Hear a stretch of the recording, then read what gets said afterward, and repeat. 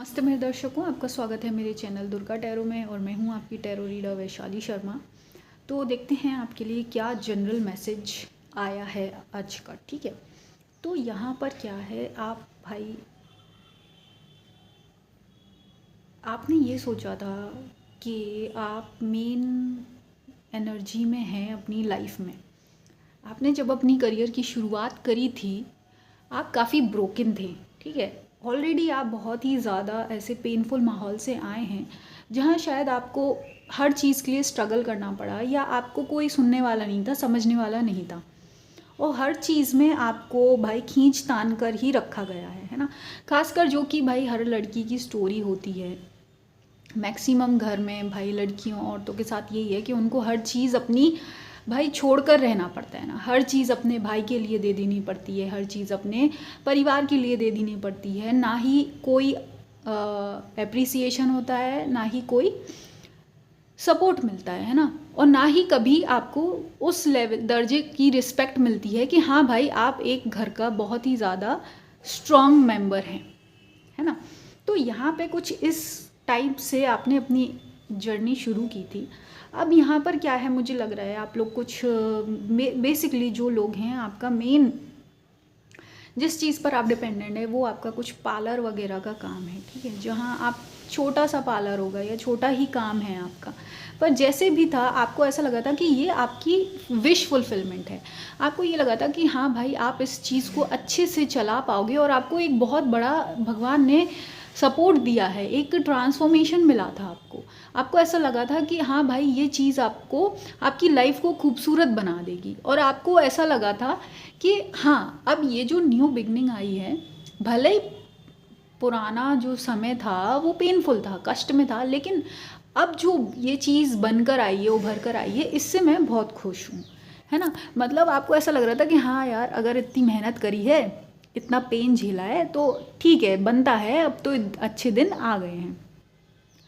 लेकिन अब आपके साथ क्या है, आप धीरे धीरे उसी डार्क फेज में जाते जा रहे हो, उसी आप नेगेटिविटी में जाते जा रहे हो, है ना। अब देखिए और क्या, लेकिन आपको ये समझना होगा कि आपके साथ ये सब कुछ क्यों हो रहा है ना। अब देखो यहाँ पे क्या है, आपके पास ऑप्शन, आप ये समझिए कि जब लाइफ आपको प्रॉब्लम्स देती है, या आपको ऐसा लगता है सारे दरवाजे बंद हो गए, या कोई सपोर्ट नहीं कर रहा, या हर कोई नेगेटिव बोल रहा है, तो जब ऐसा फेज सिर्फ एक इंसान के साथ नहीं आता है, ऐसा फेज़ हर इंसान के साथ आता है। और अगर आप देखो, अगर सब कुछ अच्छा करने के बाद, इतनी मेहनत करने के बाद भी अगर आप इस पॉइंट पर पहुंचते हो, तो भाई दुख ज़्यादा होता है ना। अब यहाँ पर क्या है, इस पॉइंट में अगर आप आज की डेट में हैं, तो आपके पास दो ऑप्शन हैं। या तो आप हार कर रोते रहिए और ये सोचें कि अब जो भाई जैसा चल रहा है चलने दो, रहने दो, है ना। एक तो ये रास्ता है, और बाकी जो दूसरा रास्ता है, जो कि यहाँ पर आपके लिए मैसेज आ रहा है, जनरल मैसेज, एक तरीके से गाइडेंस आ रहा है, वो ये है कि ये चीज़ जो ये टाइम है, ये आपको और लेवल अप करने के लिए आया है। ठीक है, अब लेवल अप मतलब क्या, मेंटली आपको चीज़ों को समझना है। ठीक है, कैसे समझना है, चीज़ों को कनेक्ट करके। और इस टाइम आपको अपने इमोशंस को फुल कंट्रोल में रखना होगा। इमोशंस मतलब ये है कि अगर आप इमोशंस, और जो एक भाई इंसान का खुद का एक व्यक्तित्व होता है, जब आपकी व्यक्तित्व को ठेस पहुंचती है, या आपके भाई अहम को ठेस पहुंचती है कि आपकी आइडेंटिटी ही पूरी ख़राब हो गई है, या आपको ऐसा लग रहा है कि भाई अब चीज़ें बहुत ज़्यादा बिगड़ गई हैं, तो ऐसे पॉइंट में आपको क्या करना है ना। ऐसे पॉइंट में आपको भाई डिसीजन लेना होगा फॉरवर्ड मूवमेंट का। अब फॉरवर्ड मूवमेंट यहाँ पे आपको इस बार क्या करना है, पहले तो आपका ये था, आपने अपना जो आपको सही लगा आपने वो किया। अब आपको क्या है, थोड़ा अपना माइंड एनालिटिकल बनाना है, अपने आप को थोड़ा सा अपनी इंटेलिजेंस पे काम करना है, चीज़ों को समझने पर काम करना है ना। अब ये क्या होगा, आप उससे क्या होगा, इससे होगा क्या, अब आपको लग रहा होगा कि भाई ये किस टाइप का गाइडेंस है ना। इससे क्या होगा अगर मैं थोड़ा भाई रोना धोना छोड़कर थोड़ा और, अरे भाई समझना क्या है, चीज़ें कनेक्टेड हैं। अगर आपकी लाइफ में भाई ऐसा डल पॉइंट आया है तो ये कहीं ना कहीं आपके ही प्रोफेशन से कनेक्टेड है। आपकी जो एक विश थी, जो आपकी स्टार क्वालिटी थी, जो आपने भगवान से, परमात्मा से मनोकामना मांगी थी, ये उसी चीज़ से कनेक्टेड है। ये आपका फेज़, ये कोई अलग से आप पे आपत्ति विपत्ति नहीं आई है। ये जो हुआ है ये आपकी पूरी की पूरी विश से रिलेटेड है। मे बी आपने सोचा था कि आपका काम छोटा है, भाई छोटे में ही चलता रहे, है ना। शायद आप अपना फुल पोटेंशियल नहीं देख पा रहे थे, आप अपनी पूरी भाई इमेज नहीं देख पा रहे थे, है ना। कि भाई आप सोच रहे थे कि भाई एक मटकी में ही खुश है, पर लेकिन भगवान तो आपको पूरा समंदर देना चाहता है ना। तो उस तरीके से आपको सोचना होगा। अब वो आप करोगे कैसे? जब आप उस लेवल की थिंकिंग कर पाओगे, उस लेवल की लाइफ को एक्सेप्ट कर पाओगे। अब जैसे कि मान लो अगर आपको ये जो भी डिफ़िकल्टीज़ मिली हैं, इससे आप क्या सीख सकते हो, वो चीज़ को आपको अपने प्रोफेशन में लगाना है। ये जो भी आप काम कर रहे हो, मान लो अगर आपका पार्लर है या आप कोई काम करते हो, चाहे आपकी भाई एक चूड़ी बैंगल्स की ही शॉप हो, आप ये देखिए आप उसको कैसे और बेहतर बना सकते हैं, है ना।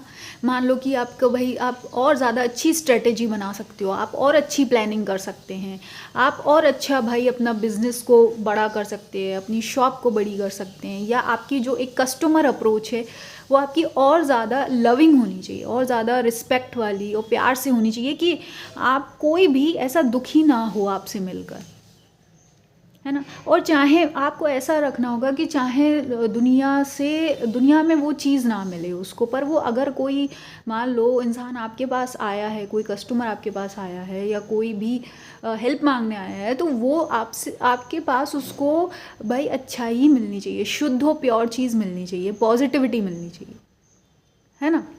इस टाइप के आपको क्लियर इंटेंशन के साथ अपना काम एक्सपेंड करना है। यहाँ पे मेन मैसेज यही आ रहा है। वही तो बात है ना कि आपको ये देखना होगा कि भाई जो अब कि आप क्या चीज़ चुनेंगे।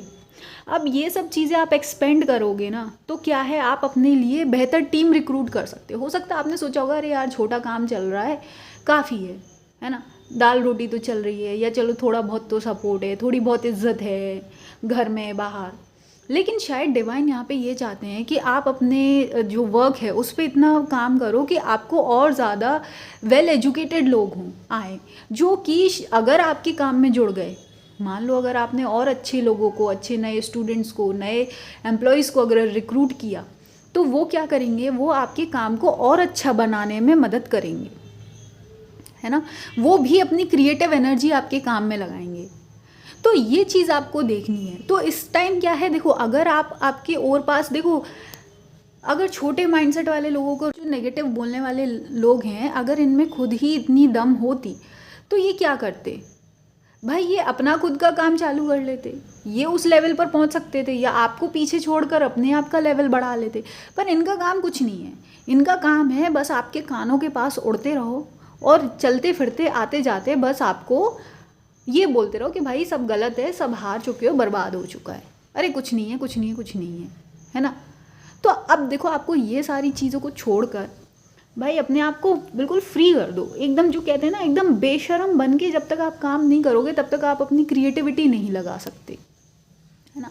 क्योंकि लोग तो चाहते ही हैं कि आप बस हारा हुआ महसूस करें, आपको शर्म हया और सारी प्रॉब्लम्स आपके ऊपर लाद दें, सारे आक्षेप आप पर लाद दें, ताकि आप आगे ना बढ़ पाएँ और आप रास्ता भटक जाएं। आपकी आंखों पर पट्टी लगा रहे हैं ये लोग, किस बात की पट्टी, ताकि आप भाई अपनी अच्छाई ना देख पाओ, आप भगवान की ब्लेसिंग्स ना देख पाओ, आप अपनी अबंडेंस ना देख पाओ, है ना।